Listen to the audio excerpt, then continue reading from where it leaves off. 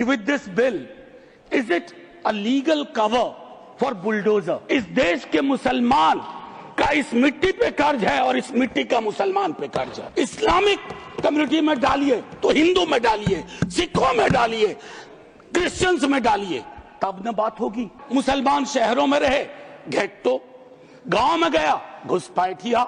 हाय कहां Hitler, Hulagu जारिया, Genghis खां, मिट गए सब, कौम की औकात को मत छेड़ी। दोनों ही पक्ष आए हैं तैयारियों के साथ, हम गर्दनों के साथ हैं, वो आरियों के साथ। हाथ जोड़ के कहता हूं सर, इसको फिर से कंसल्टेशन के लिए भेजिए कि जब आपका इंटेंट और आपका कंटेंट दोनों मैच करता है तो डर लगता है। श्री मनोज कुमार झा। शुक्रिया माननीय वाइस चेयरमैन साहब, सुकून भी है, अच्छे माहौल में बातचीत हो रही है और आप वहां हैं तो आपके पास अग्निशामक यंत्र भी रहता है आग बुझाने के लिए, ये मैंने महसूस किया है। माननीय उपसभापति महोदय, इस विधेयक पर अपनी आपत्तियां और अपनी आलोचना माननीय मंत्री जी के समक्ष रखूंगा। बिल के मसौदे पे बिंदुवार आऊंगा, लेकिन उससे पहले मैं चंद बातें रखना चाहता हूं। वो ये है माननीय वाइस चेयरमैन साहब, क्योंकि किसी भी आर्टिकल को जब हम पढ़ते हैं संविधान की इस किताब में कि 14 क्या कहता है, 25 क्या कहता है, 26 क्या कहता है, उसकी इबारत पढ़ने से पूर्व कॉन्स्टिट्यूएंट असेंबली की डिबेट को देखना चाहिए कि उस आर्टिकल के बनने में किस तरह के विचार आए थे। संभवतः माननीय मंत्री जी अगर आर्टिकल 26 ए बी सी की पूरी प्रस्तावना को, उस डिबेट को पढ़ते तो शायद उनका काम एक नॉन स्टैट्यूटरी बॉडी से भी चल जाता, बशर्ते इसके कि इस तरह की चीजें लाएं। आज के आपके समक्ष जब बोल रहा हूं, मेरे पार्टी के राष्ट्रीय अध्यक्ष एम्स में इलाजरत हैं, लेकिन वो गौर से देख रहे होंगे। कल उनके एक वीडियो को कट करके खूब चलाया गया।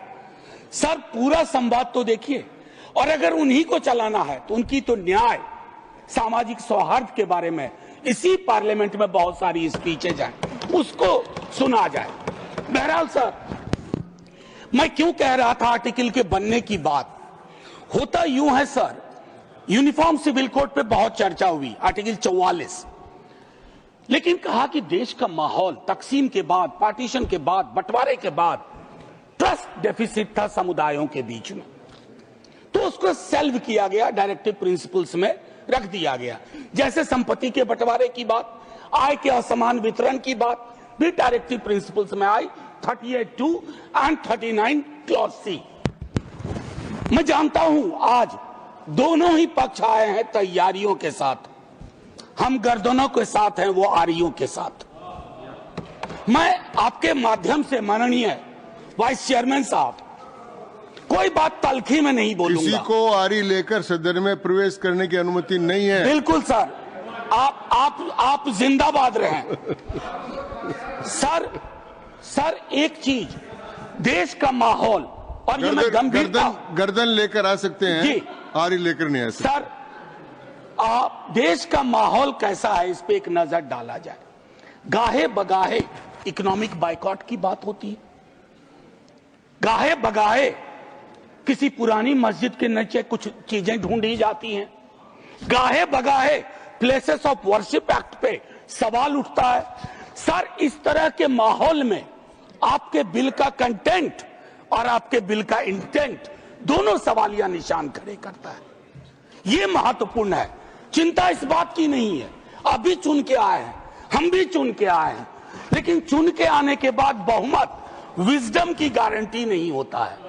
आप लोग अक्सर ये सोचते हैं कि बहुत बड़ी बहुमत है तो सारा विजडम आप ही के पास है। सर माननीय सभापति महोदय, खान पान, वस्त्र, आभूषण, भाषा, इबादत, इतनी तकरार, उसमें क्या होता है ना, एक समुदाय को लग रहा है। सर मैं आपके माध्यम से एक चीज कहना चाहता था, मेरी भतीजी ने मुझसे, मुंबई अभी गया था, पूछा काका मार्जिन क्या होता है, तो मैंने उसको बताया कि बचपने से हम लोगों को कॉपी में मार्जिन छोड़ने के लिए बताया जाता है, हाशिया। सर हमें आदत बन गई है हाशिए पे लोगों को छोड़ने की। हम लगातार समुदायों को हाशिए पे छोड़ रहे हैं। माननीय उपसभापति महोदय, मैं ये कहूंगा, प्रेमचंद ने एक कहानी लिखी थी ईदगाह, हमारे सारे साथियों ने पढ़ी होगी। ईदगाह में हामिद ने अपनी दादी अमीना के लिए चिमटा खरीदा। क्या हम में से कोई बता सकता है कि दुकानदार हरिंदर था या सोहाबुद्दीन था? कोई नहीं बता सकता। लेकिन आज क्या चल रहा है? हामिद खरीदेगा तो वही खरीदेगा, हरिंदर खरीदेगा तो वो हरखू के पास जाएगा। सर ये चीजें, मतलब मैं तो ये कहूंगा कि कुछ चीजें एक दूसरे से ऐसे वाबस्ता होती हैं कि उन्हें अलग अलग देखने को जी नहीं चाहता। उन्हें अलग अलग, please request you don't disturb him. मैं सिर्फ ये कहना चाहता हूं, कुछ चीजें एक दूसरे से ऐसे वाबस्ता होती हैं कि उन्हें अलग अलग देखने को जी नहीं चाहता। सर इस देश के हिंदुओं को मुसलमानों की आदत है, मुसलमानों को हिंदुओं की आदत है, और ईसाइयों को, सिखों को हिंदुओं और मुसलमानों की आदत है। ये आदतें मत बदलवाइए, ये आदतें मत बदलवाइए। सर एक लखनऊ के मशहूर शायर थे, आजादी के बाद पाकिस्तान चले गए, फिर नेहरू से दोस्ती थी, वापस आए तो लोगों ने पूछा क्यों आ गए? बोला यार बहुत मुसलमान थे यहाँ, लखनऊ का हूं, मिला जुला देखने की आदत थी। ये मैं बता रहा हूं, मैं बता रहा हूं सर कि ये चीजें महत्वपूर्ण है। आज सुबह से कई बार लाइटर वैन में कहा गया सौगात और तोहफा। माननीय उपसभापति महोदय, लोकतंत्र में सौगात और तोहफा नहीं हुआ करता। हम राजतंत्र में नहीं हैं। लोकतंत्र में एक एक पाई स्टेट एक्सचेकर की है और एक एक पाई पे एक एक नागरिक का हक है, और उस नागरिक का भी है जो हाशिए पे है, और उस नागरिक का भी है जिसने जानवरों को बंद करके एक प्राइवेट जू खोल लिया है। ये हमें समझना होगा। माननीय उपसभापति महोदय, कल मैं माननीय गृह मंत्री जी को सुन रहा था। माननीय गृह मंत्री जी बहुत अच्छी तरह से जो वक्फ है उसका ओरिजिन बता रहे थे। मैं तैयारी का सोर्स हम लोगों का शायद कुछ तो समान है हमारे में। तो वक्फ जो है अरबिक का शब्द है, वक्फा से निकला, मान लिया, और इसका मतलब है कि रिलीजियस, जो पवित्र कोई काम हो, दान हो, धार्मिक काम हो, उसमें इसका इस्तेमाल हो। और अलग अलग लोग इसका प्रोनाउंसिएशन अलग करते हैं, कोई वक्फ बोलता है, कोई वकफ बोलता है। ये अलग अलग धाराएं हैं इस देश की।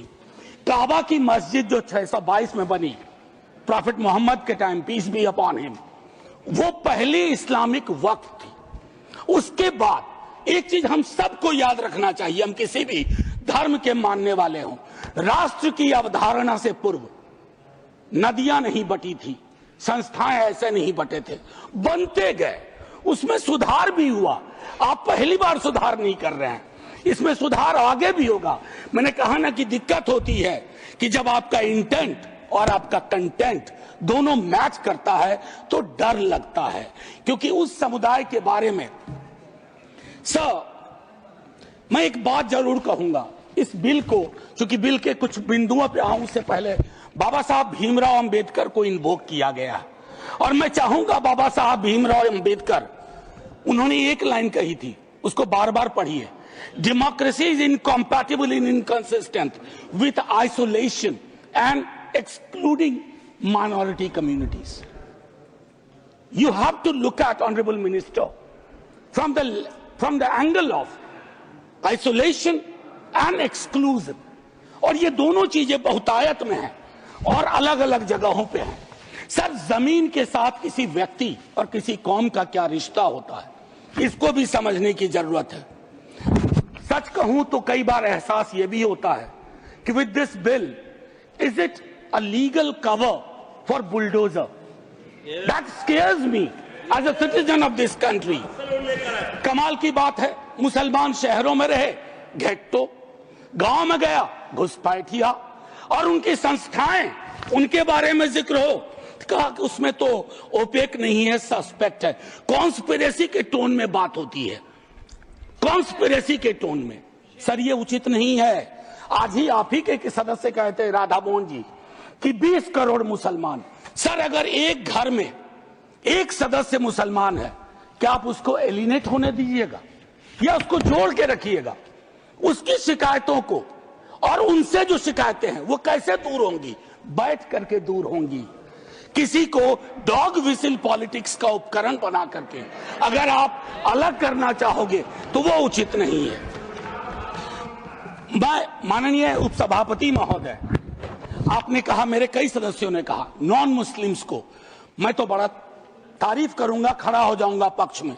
अगर इतना सेक्युलर मिजाज इस देश का कर दीजिए कि हर धर्म के संस्थाओं में दूसरे धर्म के लोग हो, इस्लामिक कम्युनिटी में डालिए तो हिंदू में डालिए, सिखों में डालिए, क्रिश्चियंस में डालिए, तब न बात होगी। या सिर्फ तय कर लिया कि सारे प्रयोग या सारा संयोग मुसलमानों को लेकर के होगा? ये उचित नहीं है माननीय उपसभापति महोदय। इसमें क्या है, मैं दूसरी चीज कहूंगा कि संपत्ति वक्फ की है अतिक्रमण के पंजीकरण के संदर्भ में।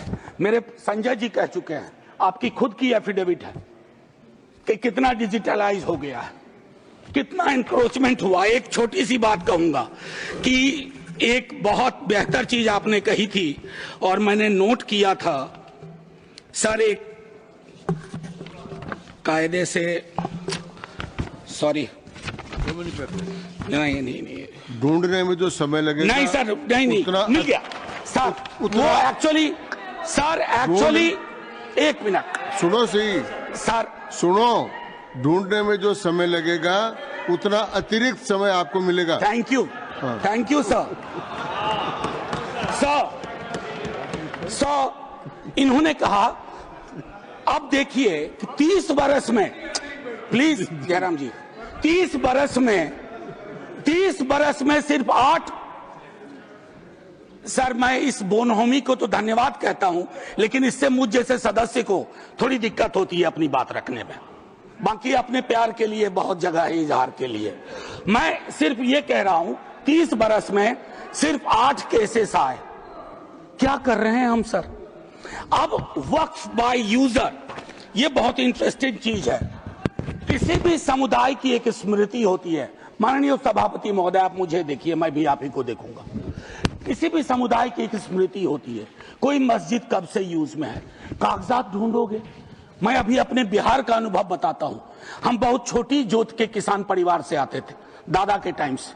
सर अभी वहां सर्वे हो रहा है, कागज हमें अपने घर में नहीं मिल रहा है सर, ये और सर्वे ही बंद कर दिया बिहार की सरकार ने।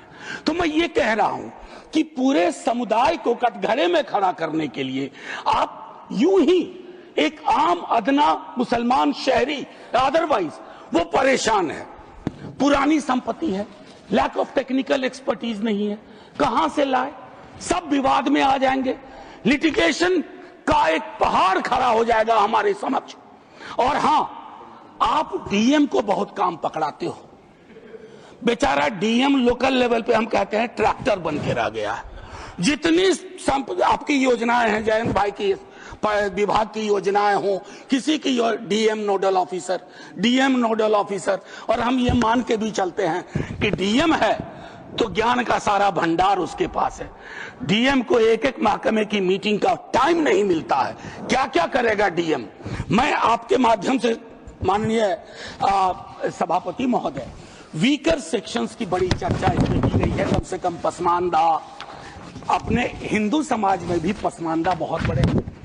जब आप लोगों के पास आग्रह करता हूं 0 आवर के माध्यम से या किसी उपकरण से कि साहब कास्ट सेंसस करवा दो, तो आप चुप हो जाते हैं। अभी संजय जी ने कहा कि भगवान ने अगर ये व्यवस्था नहीं बनाई ऊंच नीच की, जाति व्यवस्था की, तो भगवान के समक्ष जो इबादत का है, जो मंदिर है, वहां क्यों ये व्यवस्था बनी रहे? क्यों नहीं आरक्षण हो? क्यों नहीं हम सुनिश्चित करें कि पूजा पद्धति किसी एक जाति विशेष के हाथ में ना हो, हर कोई उसमें भागीदारी कर सके। सर तब तो जो राष्ट्र की संकल्पना थी हमारी, हम उसको साकार कर पाएंगे। अब देखिए कंसल्टेशन, रिजिजू जी बहुत इनोसेंट चरित्र के हैं, बहुत इनोसेंट चेहरा भी है। कंसल्टेशन के इतने आंकड़े बता दिए, इतने आंकड़े बता दिए। अब भूपेंद्र जी आप उठते हैं, लगता है पॉइंट ऑफ ऑर्डर ले लीजिएगा। हाँ sir, consultation, there is absolute lack of consultation. Consultation is not about, we called so many meetings. Consultation is about, did you listen to them? सुना या सुना दिया? आप सुनते नहीं हो, सुनाते हो। इसको संवाद नहीं कहते हैं, इसको संवाद नहीं कहते हैं। संवाद का मतलब होता है दोनों चीजें। और एक चीज मैं कहूंगा और वही खत्म करूंगा, संस्थागत गैर मौजूदगी मुस्लिम्स की आप इंश्योर कर रहे हैं। मैं आज इतिहास के इस कालखंड में हूं, माननीय लीडर ऑफ द हाउस है, हमारे साथी है यहाँ। 2 मिनट के बाद मेरी कही गई बात भी हिस्ट्री हो जाएगी, इतिहास बन जाएगा। लेकिन मैं आपसे आग्रह करता हूं मंत्री जी, don't hurry up, don't hurry up. इस देश के मुसलमान का इस मिट्टी पे कर्ज है और इस मिट्टी का मुसलमान पे कर्ज है। इस कर्ज के रिश्ते को व्यापारी की नजर से मत देखिए, तिजारत की नजर से मत देखिए, क्योंकि अगर वो नजर आपकी नजर में बदलाव नहीं आएगा तो माननीय उपसभापति महोदय, सब कुछ हमारा बिखर के रह जाएगा। आखिरी 1 मिनट लूंगा। मैं सोच के आया था कि क्या कहूं, और मैंने ईदगाह का जिक्र इसलिए किया। एक नूर मियां की सुरमा का भी कर सकता था, विद्रोही जी ने लिखा, उससे पहले केदारनाथ सिंह ने लिखा। लेकिन मैं अदम कोंडवी, गोंडा जिला उत्तर प्रदेश का आभार करते हुए मैं 2 लाइन पढ़ करके अपनी बात खत्म करूंगा। हिंदू या मुसलमान के लिए के एहसासात को मत छेड़िए, अपनी कुर्सी के लिए इस जज्बात को मत छेड़िए। हम में कोई हुण, कोई शक, कोई मंगोल, पता करना बड़ा मुश्किल है कौन कहां से। हम में से कोई हुण, कोई शक, कोई मंगोल दफन है जो बात, अब उस बात को मत छेड़िए। गलतियां बाबर की थी, जुम्मन का घर फिर क्यों जले। ऐसे नाजुक वक्त में हालात को मत छेड़िए। है कहां हिटलर, हलाकू जार या चंगेज खां, मिट गए सब, कौम की औकात को मत छेड़िए। छेड़िए एक जंग, छेड़िए एक जंग, मिलजुल कर गरीबी के खिलाफ। दोस्त मेरे मजहबी नगमात को मत छेड़िए। हाथ जोड़ के कहता हूं सर, इसको फिर से कंसल्टेशन के लिए भेजिए और एग्जीक्यूटिव के डिसीजन को कमतर करिए, एग्जीक्यूटिव के डिसीजन को, इन्फ्लुएंस को कमतर करिए।